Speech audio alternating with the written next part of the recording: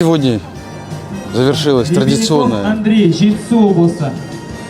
54-я гонка «Школьник Казахстана», которая уже 25-й раз проходит в Восточно-Казахстанской области, в городе Усть-Каменогорске.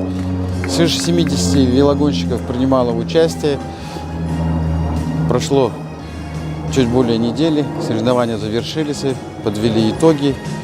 Конечно, восточно-казахстанские велогонщики есть в числе призеров, соответственно, достигают определенных результатов. Но я скажу, гонка должна расти. В этот раз только один молодежный возраст был, соответственно. Это всего лишь более 70 гонщиков. Были времена, когда было больше 300 гонщиков, которые принимали участие непосредственно.